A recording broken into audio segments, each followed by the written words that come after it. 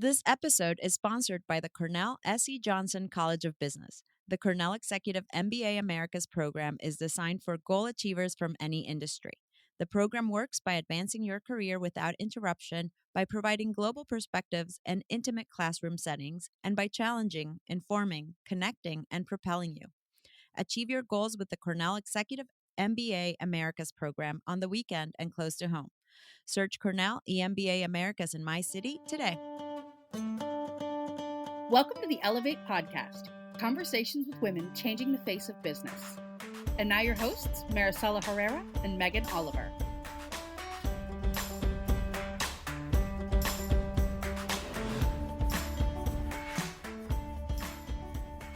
Hi, everyone. Welcome to the Ellevate podcast. I'm Maricella Herrera, the CEO of Ellevate Network, and your host for this show, here with the one and only Megan Oliver. Hello. Or should I say howdy, I guess. You're in Texas now. I am. I have officially made the move now. I know I've been talking about it on the podcast for like months now, but I've officially made the move. I'm staying with my parents for the first few months as I look for a new car, because I didn't have a car in Manhattan, and B, an apartment. And so I'm here for that time. And so I'm recording this from my parents' house where my adorable niece Olivia is downstairs, because my parents babysit her 3 times a week. So I get to, on my lunch break, go have baby time, which is the best. Yeah, I'm jealous. I wish I had baby time with my nephew, but Yeah, I had her propped up next to me at my workspace earlier, and I took a little selfie, and it was so cute. I hadn't thought about the fact that you're going to now have to drive everywhere. Yes, that was one of like my big hesitations, was because I have typically hated driving, but like it ultimately was just kind of a thing that I needed to come around on, and I have come around on it, but it's different. Yeah, I It's know. very different from public transportation. I know. I mean, I don't know. Getting used to driving after so long of being in New York, I don't know if I could. I mean, I could, because you can adapt to anything. That's what humans are like. But it would be hard. It would be very, very hard.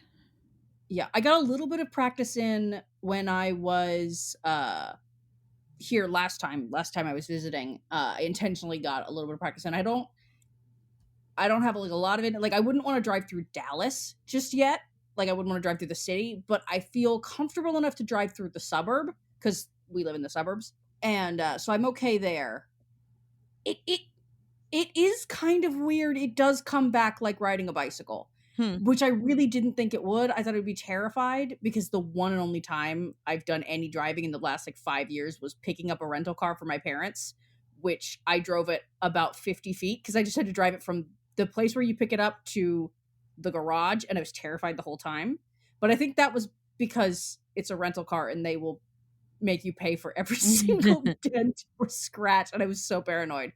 But whereas like when I was driving, because I'm just borrowing my mom's car right now, when I was using it, there was a moment where, I had to make a little U-turn, and I was like, oh yeah, I know what this feels like. My hands know what this feels like to do this again. It's weird, but it is a muscle memory thing.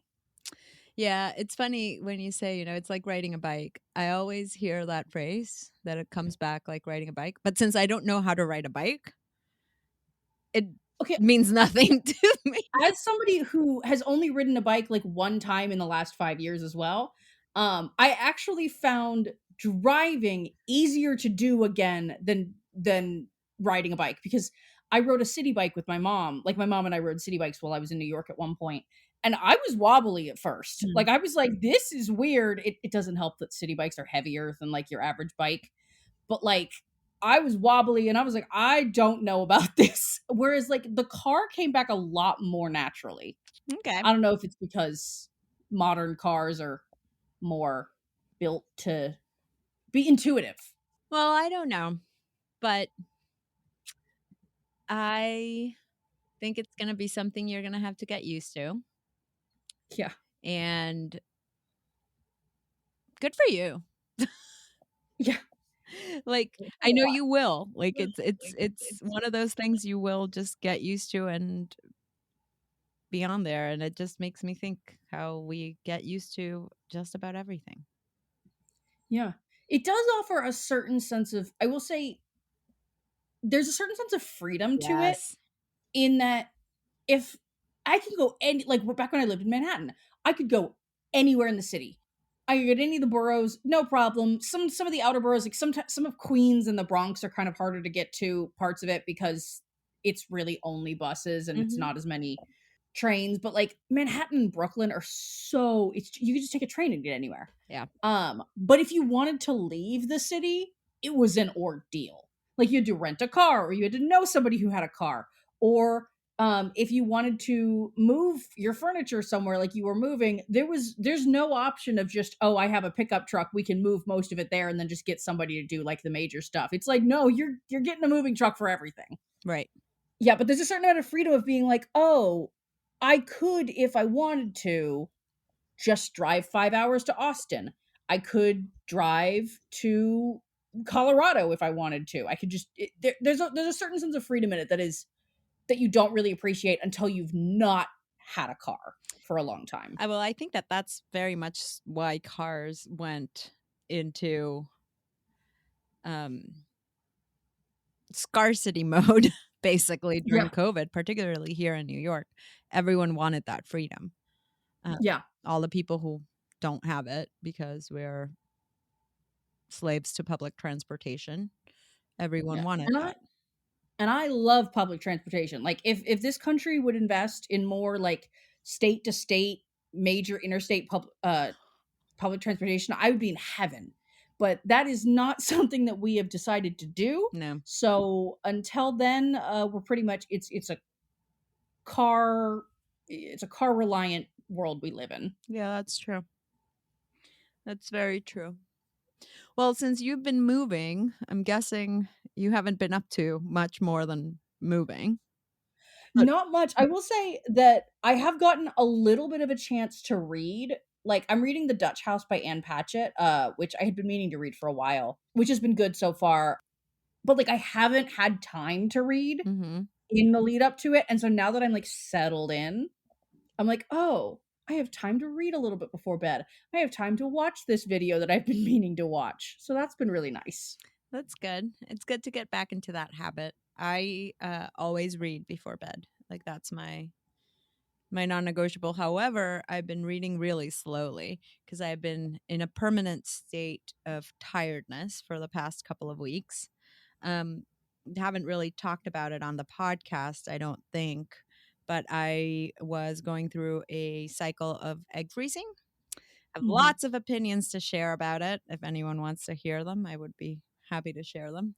As a woman who is turning 40 this year, lots of opinions, lots and lots and lots of opinions about the healthcare system, about ageism, about all the things. And yet, still did this, and it's been pretty tiring. So I haven't had Yeah. as much time. I mean, I've had the time, but I would read like 2, 3 pages and fall asleep immediately after. Yeah. But I've been reading this book, which I do recommend. I still haven't finished it, but it's an interesting, like, it's not crime, but it's like, it is fiction. It is a good book. It's called Mad Honey. It's Jodi Picoult and Jennifer Finney Boylan. So both of them are great authors of like crime and thrillers and like interesting fiction that would be in my bucket. But this one is had a very interesting twist there that I don't want Oh, I'm sure to it spoil. did. Uh, That's what Jodie Picoult does. but it's very good. It's very good because a lot of it is just very psychological character development, and it touches aspects of our life. So the book is about a girl who is killed, and her boyfriend is blamed for her murder. And Mm. it is his mom telling the story basically, um, of how this is kind of going going forward and, like, the trial and all this stuff. Um, but there's lots of interesting character twists and turns in there that are I recommend it. I recommend it. I think our audience would be very into it, particularly. Good to know. I used to read a lot of Judy Picoult, and I gave up on her because her twists were making me mad. Like, some of the twists were really good, but she always has some twist ending. Yes. And, like, it got to the point where, like, some of them I thought were I was like, "That's kind of a dumb twist." Like, I was like, "That doesn't make sense for, like, what we've established." And there was, like, one book that, like, did a twist at the end and then twisted it back, where they were like, "Oh, here's the big twist. Oh, wait, never mind. Actually, it might have been what you thought was true the whole time might have actually been true." And I was like, "What?" I was so Yeah. confused at the end of it. Yeah, and, like, this it's an interesting book because it's not like the usual crime twisty and turnies. Like, I don't have a clue who killed this girl. Like, that's not even the point. The twists are very much about the characters, which Yeah. I'm finding interesting. Um, Yeah. We'll have to have you report back yeah. once you finish it. Yes, because I'm kind of halfway through, so I'm still not. Yeah, to let us know how I mean, obviously, don't spoil the twist at the end, but inevitably, there will be a twist at Yes. the end, so let us know how it felt when you finished it. Yeah, I will. I will. I will let you know. Yeah, because that was the thing was I always loved her books, like, the whole reading of through them, but then, like, some of the twist endings, I was just like, "What?" Yep. This, like, ruined the book for me. Well, speaking of prolific writers, do you wanna talk about who you're talking to this week? Yeah, so Karen Dillon is who I'm speaking to this week. She is absolutely a prolific writer. She's a former editor of the Harvard Business Review and co author of The Microstress Effect: How Little Things Pile Up to Create Big Problems and What to Do About It. She's also co written a bunch of other books. How Will You Measure Your Life, Competing Against the Luck, and a few others. She really is so smart. So smart. I had such a great conversation with her talking about both specifically how will you measure your life and the microstress effect and some of the research she's done. I think you'll find it both interesting and helpful. She gives lots of tips of how to manage some of these micro stresses and what they are, and I hope you enjoy the conversation as much as I did. Yeah, and shout out to Karen too because she was super sweet. You actually had two amazing conversations with her Yeah. because yeah, in an Ellevate podcast first, we lost like 90% of the footage of her first take. We still don't it was a bizarre glitch and I went kind of tail between my legs to her and I was like, "I'm so sorry, but we lost like all of it. Would you mind redoing it?" And she was like, "Let's go. Let's do it." She was so on board. And so thank you to her. And if you hear any references to, well, yeah, the first time we spoke in this interview, that's why. Yeah, we don't do it a lot, but you might get a couple. She was great. She was really great trooper. So, let's go to my interview with Karen.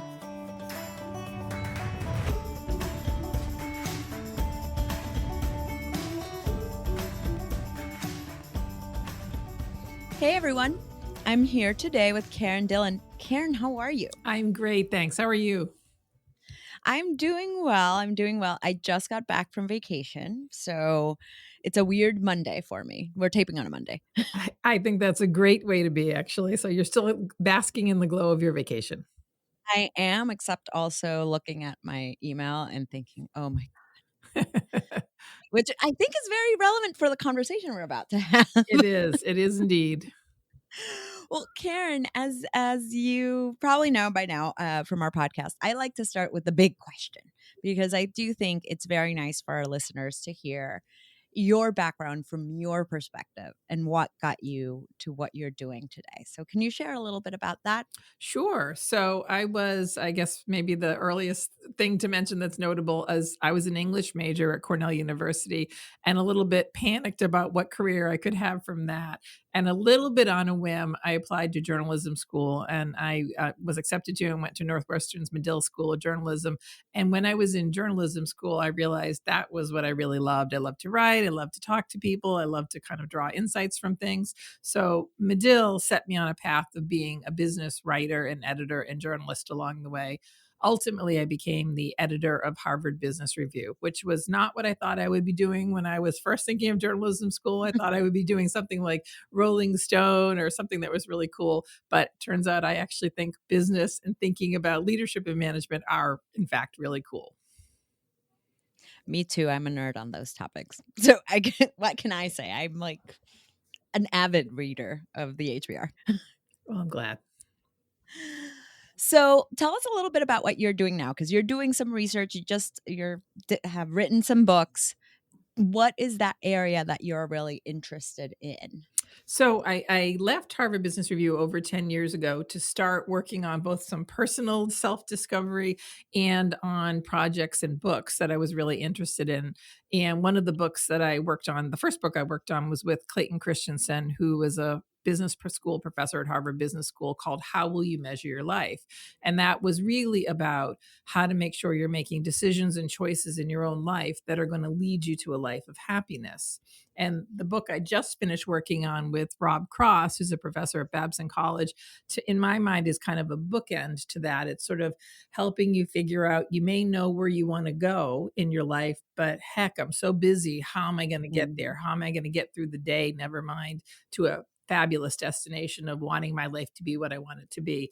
So for me, it's been a decade or more of working on things that are meaningfully to me personally, and also I think helpful to people so that they don't find themselves living a life that just doesn't feel like the one they wanted for themselves. So I'm hoping that the most recent book that I worked on will help people figure out how to live a life that feels good every day.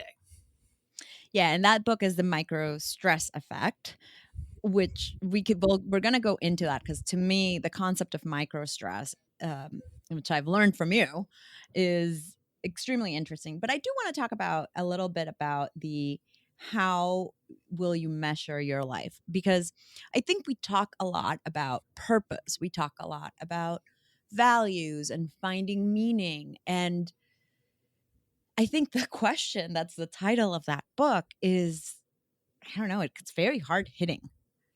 It was hard hitting to me too, personally. It sort of changed my own whole trajectory. But the way it came to be was when I was still the editor of Harvard Business Review, I was just looking for an extra article to fill a double issue. And I had heard that this professor, Clayton Christensen, had been asked by the graduating class to give a talk.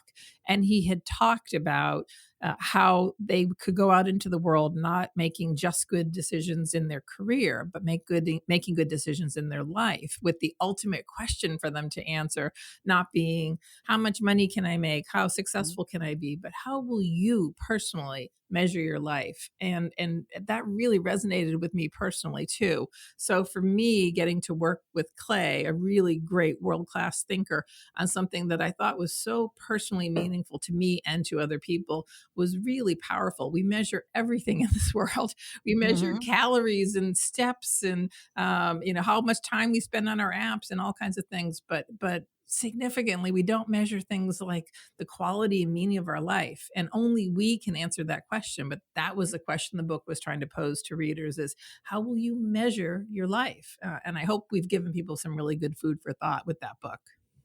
And how do you think, like, what are some things we should be thinking about? Like I said, I just came back from vacation. What I didn't say is that my vacation was with my whole family. So you can take that as it's really nice to see my family, who I don't see them, that often. We're all scattered. I'm in New York. Half of them are in El Salvador. Some of them are in London.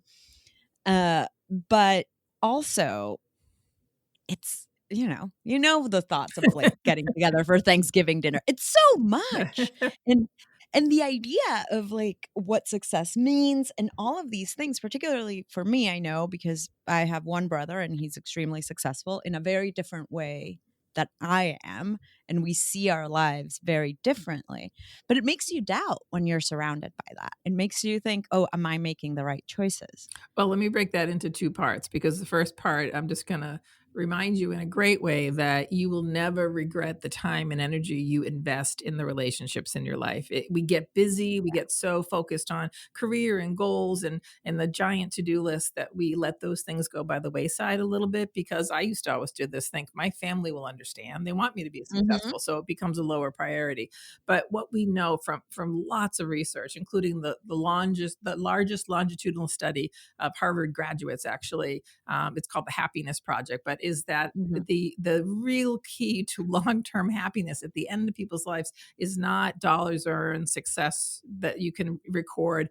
It's the quality and depth of personal relationships. And so to me, spending time with your family, as much as it may have caused microstress, which we'll talk about in a minute, is an investment that you can't possibly underestimate. It's so important and so powerful. And even if you're squeezing it in, even if it's not perfect, even if you leave with kind of a list of annoyances, you still are tending to and caring about the people who are most important in your life. And that's going to matter to you. It really is in the long term. I appreciate that. I do. I needed the reminder.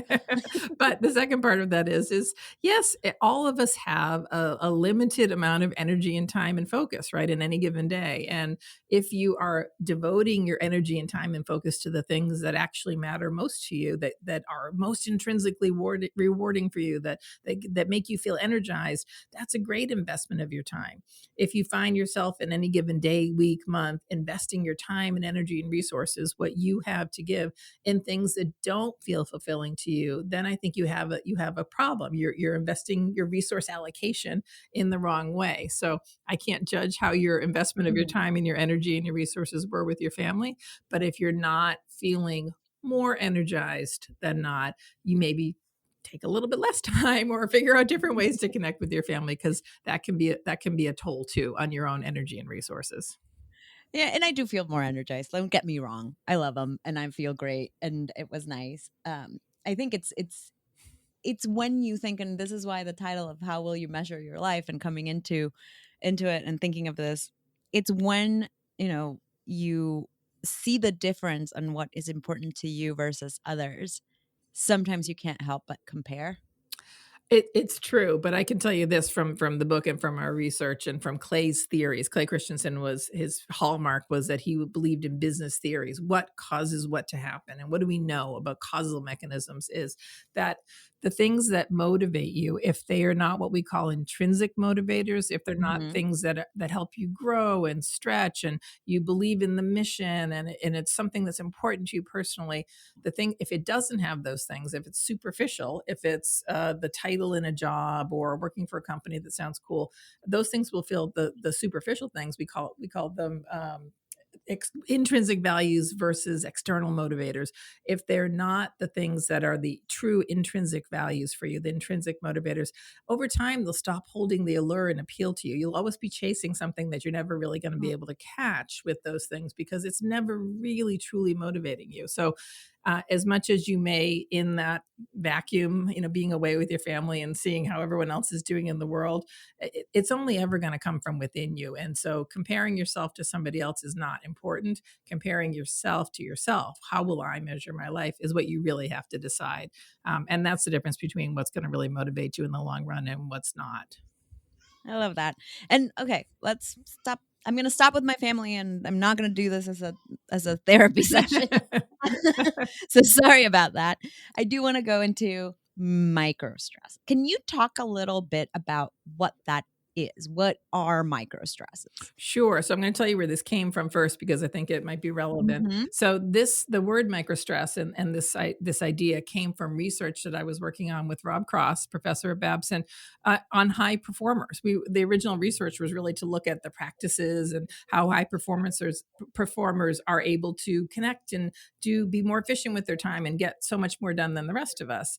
And as we were doing our interviews with people who had been identified by their companies as high performers, they weren't even self-described. There were people their companies said, this person here, and we interviewed 300 of them. we started to notice that you'd ask about their life, their day, how they got stuff done. And then a few minutes into the conversation, the wall would start to come down a little bit, and you would realize that these people were kind of hanging on by a thread.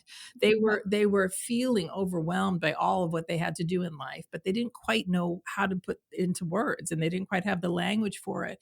And so we started to sort of ask them, these high performers, how have you gotten off track? Like, why are you feeling this way? And we recognized that they were dealing with something different than the conventional macro forms of stress that we all know. We started calling it microstress. And what we mean by microstress are small moments of stress, tiny, that are so quick, happen so quickly, and usually from interactions that you have with people who are close to you in your personal, your professional life, that happen so quickly you barely recognize them. It just bakes into your day, but who cumulatively build up to a point where they can really be debilitating. They can really potentially risk your career and your life going off the rails. Even our high performers who were kind of holding together found themselves sort of on the edge of burning out so easily because they were coping with what we thought was just a sea, a tsunami of microstress in their everyday life. And they didn't see it, they didn't recognize it until we started giving them the language to talk about it.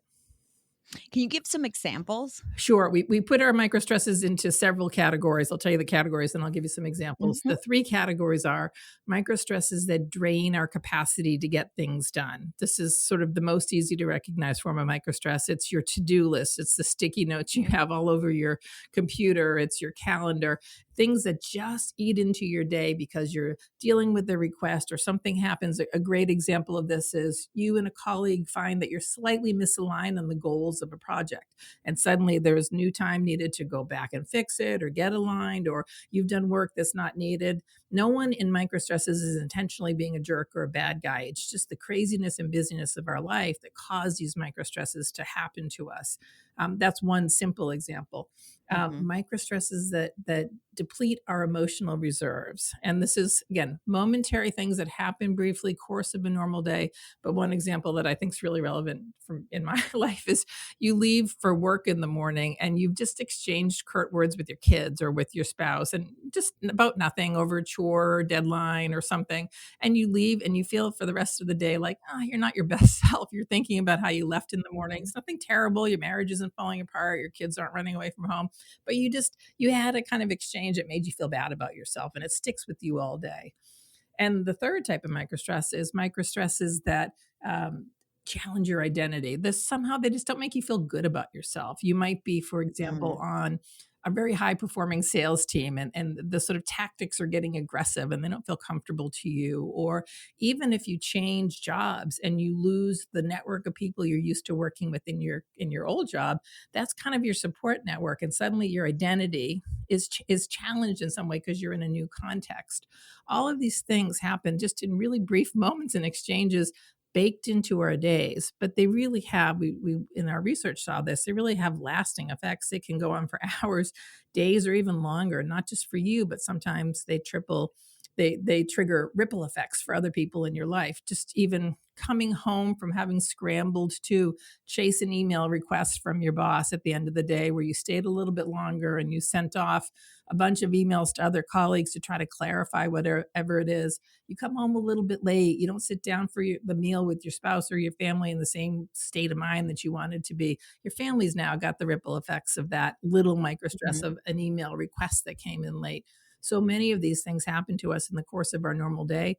We almost don't recognize them, but they are little by little kind of layering onto your brain in a way that just adds tremendous stress over time. And your body responds to them as any other form of stress. You could literally have adrenaline rise and your heartbeat goes up, and your body is processing stress, but your mind has barely recognized it because it happens so quickly and in such a routine interaction. As you're mentioning the categories and mentioning the examples, I'm like, "Yep, yep, yep, yep." And there are these things, right? That like it's crazy. Some of them I think, there are little things that you might years later be in the middle of the night and think about, or they might be things you never really realize that like they didn't even register. But yet they're adding to it Well, and adding to your neurologists will tell us that because they happen so quickly and they imprint on the frontal lobe of our brain, literally our brain doesn't process it the same way that another memory might happen. So you literally might be feeling the effects of it, but you Huh. can't remember why. You just something happened, you're tired, you're not sure why, but you somehow end up feeling like I've had a bad day and I feel really stressed and I can't quite put my finger on it. There's a neurological reason for that. I think I told you this the other time we spoke, but I'm a runner and I did my first marathon last year. And my coach used to say, because when I was training, there was a period of time where it was pretty rough. I was going through a lot of stuff at work and I would always be really, really tired. And my trainer would always say, here's the thing. Your body doesn't, which is exactly what you said, doesn't processes stress as stress. It can be from overtraining, or it can be mental, or it can be emotional. You are still going to be tired. Right. That's exactly true. Body doesn't distinguish between different forms of stress. And one of the neuroscientists we were talking to gave us a really great metaphor to think about it is imagine children jumping on a bed, right? You might have one and two Right. and three. You get up to 10 children jumping on the bed. That bed frame is still holding, but the 11th one, which is no bigger than any of the other kids, but it's the 11th kid on, that's the one when they join the bed breaks. That's happening to our body too. All of those are stresses and your body's holding on, but somehow that 11th one, no bigger than the rest, but still there, is the one that sort of breaks the bed frame. So it cumulatively really adds up. And for most of us, when you get through the workday filled with microstress, your body's processing, processing, processing. By the time you get home, you're kind of triggered, ready for that 11th one. So something that may be relatively small at the end of the day just is the one that breaks that bed frame for you. And it doesn't mean it doesn't take a toll. It takes a real toll, even though the particular microstress at the moment may have seemed perfectly manageable by itself, but added on to all the rest that you've already gone through in that day, boom, there goes your bed. Straw that broke the camel's back. Exactly. So how do we deal with them? Like, what can we do about it? Because if it's something that we don't even notice many of the times, how do we make sure that we are taking care of ourselves so that we don't burn out? Because I feel like that's what that's what this is leading us to. It is, and I think we're hoping that with this book, we're giving people both the language and the ability to recognize microstress and understand that it is significant. It is taking a toll on all of us. I'm not immune from any of the microstresses in the book, but now I at least know how to recognize them and talk about it for one. So recognizing it's real. You do feel tired, and there's a reason for that, and it's not your fault.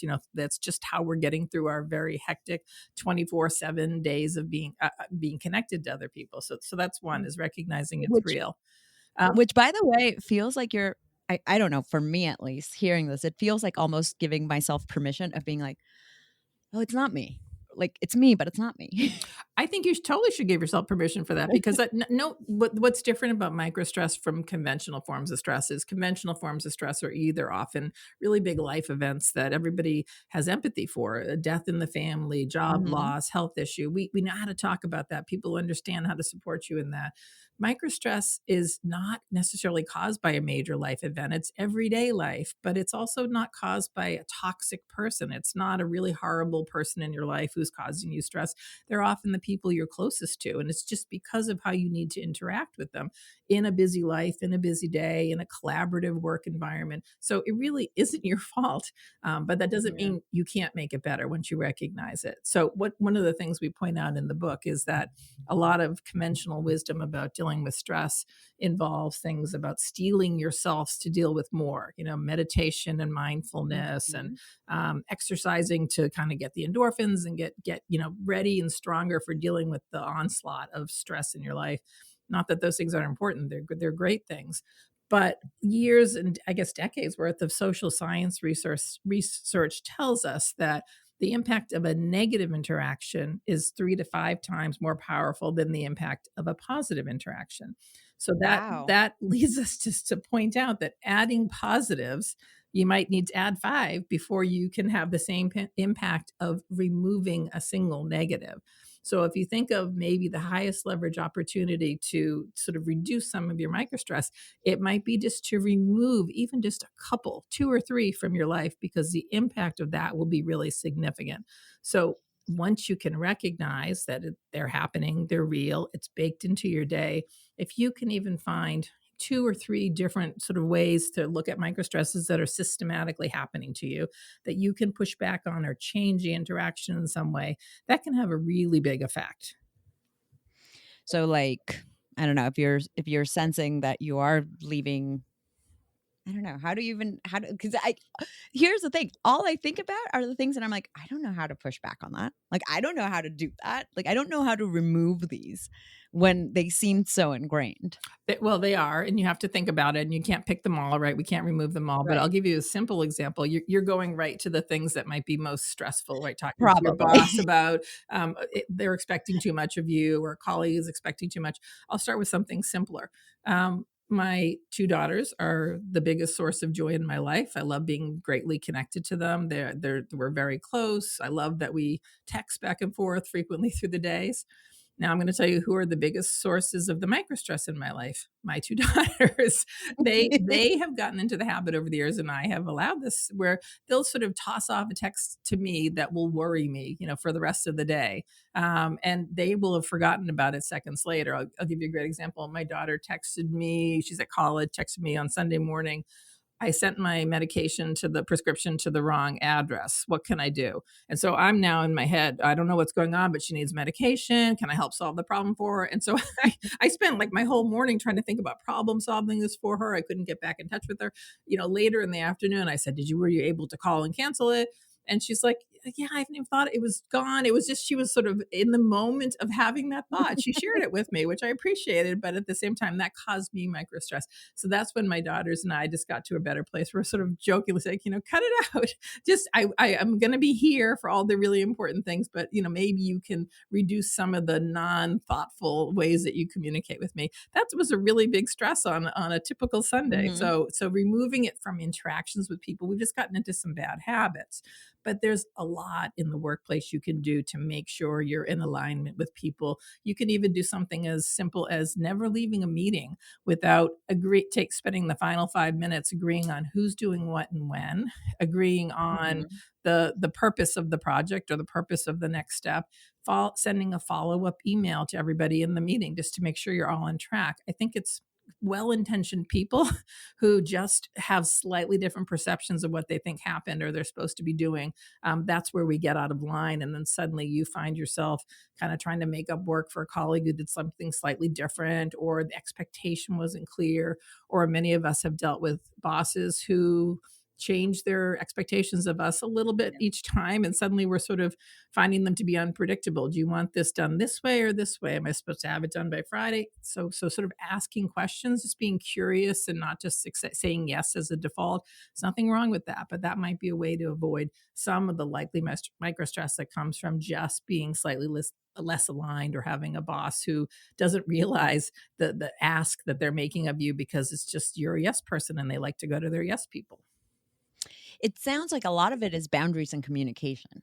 Yes and yes, but the communication is really key, because I think it's just so many of us we're just almost too busy to stop and ask questions. I mean, how many of us go Mhm. from one meeting to the next without, it's like the school bell rings and people pick up their laptops and leave for Oh, the yeah. next meeting, but you haven't spent that time to kind of just have that check-in, or you haven't made sure, are we agreeing on who's doing what, or what's the definition of success here? I think working hard at not leaving things unspoken assumptions can make a really big difference. And also sometimes, like there was somebody in our book, I thought they had such a great idea. They had a new boss who was a brainstormer, and he loved to stop in the hallways and throw out ideas and asks.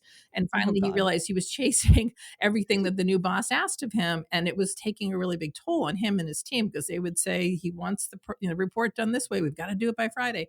So they came up with a device, he and the new boss, who didn't intend to do this, where the new boss would brainstorm and ask him something, and he was allowed to say back to the boss on a scale of 1 to 10 in terms of how difficult that will be or what the resources would be involved. That's a 10. So is that a 10 from you, from your perspective? Do you want me to put other things aside to do this, or is this a 7, or is this a 3? And they were able to have kind of a humorous conversation where the boss could say, "Oh, it's a 3. I'm brainstorming. Put it in your list." Or the boss could say, "This is actually really important to me." And then they could discuss, okay, so how can I prioritize or reprioritize some of the other things on my to-do list? And it became a really helpful tool for just getting aligned very quickly. I like that a lot. I remember reading an article, like I said, nerd here, but I remember reading an article of some suggestions of, because, sometimes we s- just spit out ideas like that boss. And sometimes people don't understand if you are asking them to do something or just saying an idea or just a suggestion. And there was this article on how on Slack, for example, it was from a startup. So how do you using hashtag FYI or hashtag suggestion or hashtag priority. And I don't remember what they were exactly, but it was very clear whenever you were making a comment, what that comment was intended to be. That's a great idea because I think we now have so many modes of communicating with each other and collaborating that you forget that may not all be on the same page on what's our protocol here, and there was again Yeah. another example in the book I thought was really practical and useful was the manager got the team in a room together and on a whiteboard wrote down all the ways they collaborate and communicate: Slack, email, video calls, etc. And then on the other side wrote, well, what are our norms of collaboration now and what should they be? And they were able to, in a 45-minute meeting in the room, say, you know what, no replies to all unless you're adding something substantive to the conversation. Bullet points only. No one emails after 10 at night. Just put it on the delayed send, etc. We don't communicate in the weekend unless it's an emergency. Just saying that stuff out loud. We calculated with them. They saved, I think it was up to 16% of the team's time by just reducing those kind of wasteful chasing microstresses, basically. So there are lots of little ways you can do this. And one other thing I do think is really important to point out is because most of us instantly go to the ways that others are causing us microstress, which is real. Uh-huh. But we cause other people microstress too without I was realizing gonna. it. And so one of Mhm. the other important tools in the book is to do an assessment, an honest assessment of where are you actually unintentionally usually causing other people microstress. And it's not just kind of a nice thing to do to try to, again, not all of them, but eliminate a couple of them, but it's going to benefit you too, because almost always the microstresses you're causing others boomerang back on you eventually, whether it's you're at risk of burning out an employee that you're counting on, or even just think of the simple thing of pushing your child too hard at school. They're gonna bite back at some point. They're gonna be petulant, or they're gonna let skip a homework assignment, and you're gonna get even more stressed by that. So sort of removing a couple of instances of microstress you're causing can actually have a really big impact on you too. That's very good, like, to hear, because I was gonna ask, like, how can managers or how can we at work make sure that we are not kind of just passing on our micro stress to other people. Well, it's a real thing. One of the forms of microstress is what we call secondhand stress, and I think most of us have experience working with colleagues. You've got that one colleague or two colleagues who just kind of spray stress out all over the place, and we absorb it. I mean, that secondhand stress is very real. There's research that says that if we are exposed to social stress within 2 hours of eating a meal, our body will metabolize that meal as if we ate 104 extra calories, not exactly what we ate. They'll add 104. And that means if that happened Whoa. to us every day, we would all gain 11 pounds in a year. So literally just by being exposed to stress around you. So that stress from others is a real thing. And so finding ways to reduce it, to remove yourself from it, or at least try not to be the trigger of it, I think is a really important thing. That's wow, you just blew my mind with that. Wow. That's, I guess, back to the point that this is very real. This isn't just sort of a nice, make your day a little more pleasant. It's really taking a toll on us, physiologically taking a toll on us. And until you recognize that, every single one of us thinks, I can handle this. This is just life. I can do it. And every single one of these micro stresses is manageable on its own. The problem is none of us just have one or two. We have dozens of them. And so even removing a couple will make a really big difference. Back to that, removing a negative has 5 times the impact of adding a positive. We can all remove a couple and make a big difference in our life. And make a big difference in other people's lives too, apparently. And definitely, and it's if good managers should be thinking about this. Good managers Right. should want their employees to feel like they're not being bogged down by microstresses of the day. The people in our research were high performers. They were the best of the best of the best at their own organizations, and I don't think even their managers realized in identifying them from this research that they were vulnerable to microstress in a way that maybe they were even absorbing and hanging on to more than many of us. But if they can barely hang on, what hope is there for the rest of us, more normal performers? This is fascinating, Karen. I really, really, you know, uh, I learned this from you from our last conversation, and it stuck with me, particularly on a lot of communication and relationship building.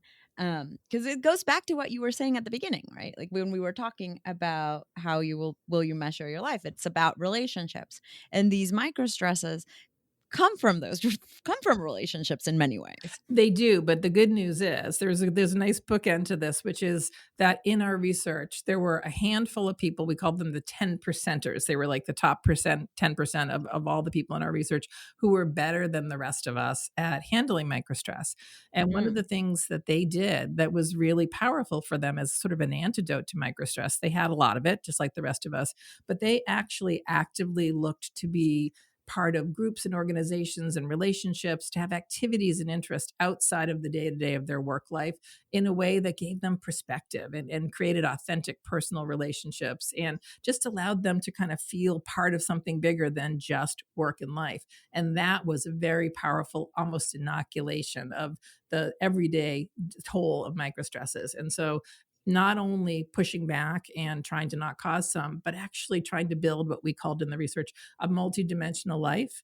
I like to say it's not just a nice to have, it's a need to have. It's really important that you have connections and relationships and activities that you care about outside of the day to day work and home responsibilities in life. And that's going to serve you really well in the long run.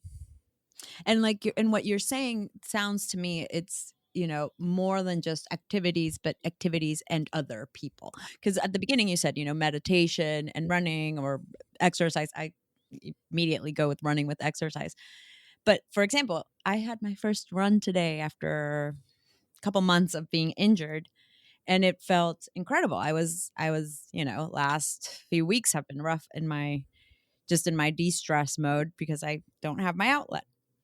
But I that's my alone time, and like meditation, that's something you many times do on your own. So finding these ways also to be able to connect with others seems to be a big part of it too. Absolutely. There's nothing wrong with what you did. That's great if that's really important to you and Mhm. powerful in the alone time. But again, we found in the best of our high performers, one of the things they did well was sometimes either pivot an activity they were already doing, like running, to include connections with other people in some ways. It doesn't have to mean changing your everyday life, but maybe you do it through running races or you meet a friend to do a run. We had someone that we were talking to who was a elite athlete in college. She was a runner, and she all the way into her 40s was kind of trying to do personal bests every year. And then at some point she realized that that measure was didn't feel like it was Mm. exciting to her anymore. It wasn't as motivating, but she still loved running. So what she did is pivot and decided to run with her daughter and one of her daughter's friends and that daughter's friend's mother. And it became the measure of that became about being with them and pushing them to do their best and showing them the ropes and having that sort of, again, that authentic connection over shared love and activity that they loved. It doesn't have to be every day, but it was enough to build it into her life that it was really helpful in coping with the rest of the micro stresses in her life. I love that example because it ties both of what we've been talking about, right? The decrease in microstress and the reframing of how you're measuring success Absolutely. or how you're measuring, fulfillment. Absolutely. Karen, this was great. Thank you so much for taking time to talk. I'm so glad to talk to you. And I hope I have not added to the micro stress of your first day back from vacation. Absolutely not. This has been the best 30 minutes of my day so far. Awesome. Thank you.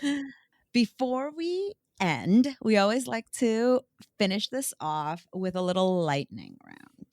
So, if you could time travel, where is the first place you would go?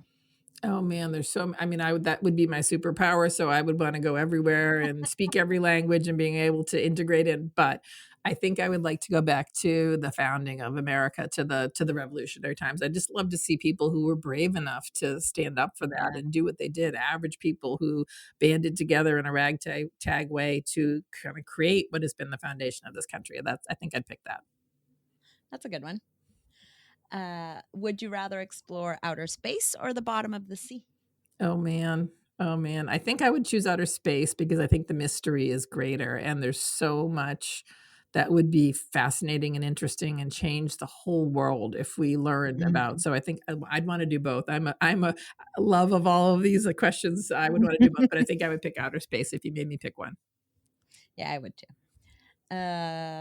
If your house caught on fire, what's the first object you would run to save? My cat, assuming we got my husband and my kids were all out safely. Right. My cat, if that doesn't count as an object, I would probably take a few of the very lovely handcrafted wooden pieces of furniture that my dad has made for me over the years, which sounds not practical to drag out in a fire, but I would try to find a way to do that. That sounds really nice. They are really nice. Aw. Most used app on your phone? It is still, in spite of the hearings that we just had, it is still TikTok. I think it's fascinating. Every day I see something new. I learn things. I laugh. It's a nice escape. So I am a TikTok checker right now. I don't let myself go into that rabbit hole because every time I open it, it just sucks me It in. is. It's a black hole. So I'd say stay away if you haven't started, but I'm there now. So I keep opening it. What's a skill you wish you had? I wish I could sing really well or play the guitar and sing. I always love those people who could bring a guitar to a party and just be beautiful singers and everyone sings around. I think it's social and it's fun, but I do not have that skill. And finally, what's one thought you'd want to leave with our listeners? I would say, having lived my life so far, I think this is really true. It's not the destination, it's the journey. The end of it is, again, how will you measure it? You'll know by then if along the way the journey has been meaningful and you've done things that mattered to you and you've made connections and relationships with people important to you. That's what it's all about. And when you get to the end, the journey will already have been satisfying. I love that. I really, really love that. Thank you so much. You're very welcome. Thank you for having me. I really like Karen. I do too. I told her after we taped, since we had done the interview before, I had told her that since our first conversation, every time something happened, I was like, oh, this is a microstressor. Oh, this is a microstressor. And it really made me be more aware of what I'm doing to cause stress to other people, but as well as what are the things that are causing me stress. Yeah, and it was so enlightening for me because as somebody who was just moving, you want to talk about a million micro stresses building up into just everything. And so I just really loved the interview. And honestly, I think I might have to check out her book because it sounds so good. Yep. So Megan, what's going on with Ellevate this week? This week at Ellevate, we have a few different roundtables. We have the main Ellevate roundtable, which is going to be talking about leading impactful, productive, and inclusive meetings. That's going to be on Thursday. Our entrepreneurs are going to be having a virtual networking elevated also on Thursday. And we're going to be having a special executive roundtable all about innovative ways to build a culture of DEIB next Tuesday. I know you're going to be the speaker at that one, so everybody's really looking forward to it. Yeah, I hope you guys can join. It's going to be fun. We're going to be talking DEIB, and there's going to be lots of people who are in the space in there so that we can have a rich conversation. Yeah, it'll be really fun. Definitely be sure to check us out. Check out on the website all of our upcoming events. Speaking of upcoming events, we have a bunch of community circles and a bunch of in-person events coming up in the next week. So our community circles, we're going to be having on Wednesday, which is today, the LGBTQIA community circle, which is hosted by me. So if you want to come on by and see me, it'll be fun. Always just an amazing, inclusive space. So please, if you're a member of the community, come on by and just say hi. You can stay for 5 minutes. You can stay for the whole hour. It's very, very chill and come and go. Thursday, we're going to be having the Asian and Pacific Islanders Community Circle. And then next Tuesday, we'll be having two different ones, the 40 plus professionals and Black Women Plus. Again, both of those are next Tuesday. So if you're a member of any of those communities, be sure to come by. They're just such good spaces. I actually had somebody in my last LGBTQIA one who said, like, she loves going to roundtables, she loves going to in-person events, she loves going to everything, but like the community circles always feel very near and dear to her heart because it's just like so supportive and so it's so many people that have similar but also unique experiences coming together to talk about everything and really support one another and show love. And so that you know made me happy because it was at my community circle too. So I have a soft spot for anybody that comes to mind. Mhm. And then, so I mentioned we have a bunch of in-person events. So listen up. If you're in any of these areas, we have an in-person event coming up this week. If you are in Cincinnati, our Cincinnati chapter is hosting a playful exploration into the Enneagram and self-awareness on Wednesday. That is today. NC Triangle is hosting an April Girls Night Out at RBF Champagne Bar, also today. Austin is hosting their April happy hour, which is going to be a speed mentoring session, which is always super fun. Also today. New York City is going to be hosting a Rising Leaders volunteering session for the charity God's Love We Deliver. That's today. They're also hosting another event tomorrow because they're very busy over there called How We Built It, Harmonizing Life and Career. Again, that's tomorrow.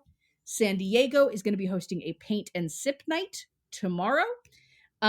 Los Angeles is going to be hosting a happy hour at Marina Del Rey, also tomorrow, Thursday. And Atlanta is going to be hosting a wine up networking mixer tomorrow. Twin Cities are going to be hosting a yoga nidra class tomorrow.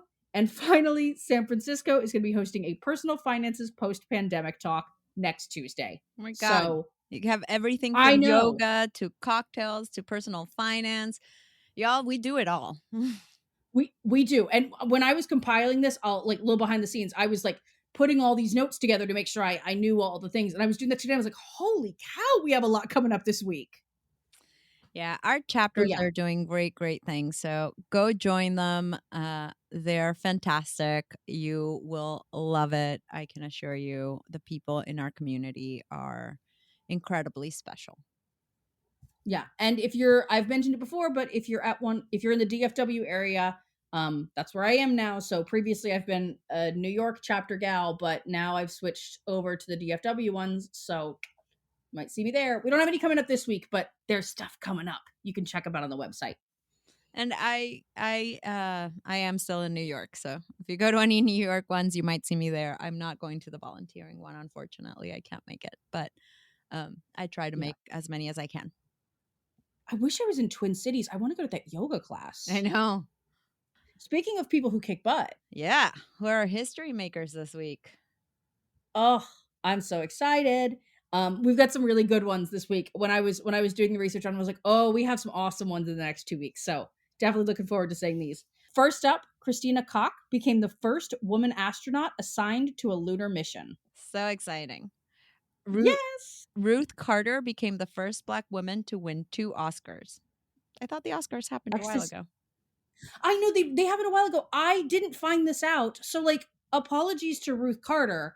I didn't hear about this until literally today, but I was like, we should have celebrated her back when we were doing the Oscars celebrations, but it didn't come up on my news feed or it didn't come up in my research, but I wanted to make sure that we still gave her a shout out because that's still amazing. For sure.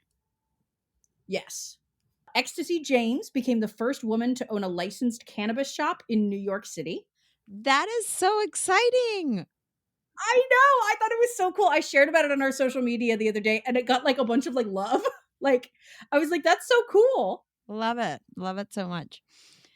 Lieutenant Haley Farmer became the first woman to graduate from Ranger School after commissioning as an officer from the University of North Georgia. Tasmita Johar became the first Rohingya woman to graduate from an Indian university. Wow. I was gonna say, she said in an article that I was reading about her, she said like people are so excited that like people are naming their kids after her. Is like that's how much of like an inspiration she's become. Oh, that's incredible. Last but not least, Jennifer Boswell became the first woman captain in the Roanoke City Police Department. So those are our history makers this week. Amazing. Do you want to talk about who we're going to be talking to next week on the podcast? Yep.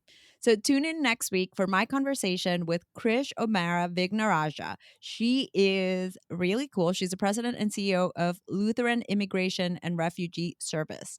We talk tons and tons and tons about diversity, equity, inclusion, and belonging. We talk about immigration. there's lots there. She previously served in the Obama White House as policy director for First Lady Michelle Obama. You betcha. I ask her about her. Um, Oh, you betcha. That was my first question. Uh, leading the I signature know it was. Let Girls Learn initiative, and at the State Department as senior advisor under Secretaries of State Hillary Clinton and John Kerry. So she's done incredible stuff, and she continues to do incredible stuff as the CEO of the Lutheran Immigration and Refugee Service. So Yeah. hope you can tune in to my conversation with Krish. Yeah. See you then. Bye. Bye. Ellevate Network drives real results for ambitious women trying to break through the glass ceiling and achieve success in their careers. We offer a platform full of resources and opportunities for growth, all designed to help you unlock your potential. With Ellevate support, you can take the first step toward achieving your professional goals. With a supportive community and tangible resources at your fingertips, you're only one step away from reaching your fullest potential. Join us today and take advantage of our 30-day free trial to start building the career of your dreams. Thanks so much for listening to the Ellevate podcast. If you like what you hear, you can subscribe, give us 5 stars, and share your review. You can learn all about Ellevate membership and all the great things that Ellevate Network is doing at our website, www.ellevatenetwork.com. That's ELLEVATE network.com. And special thanks to our producer, Catherine Heller. She rocks. Thanks so much, and join us next week.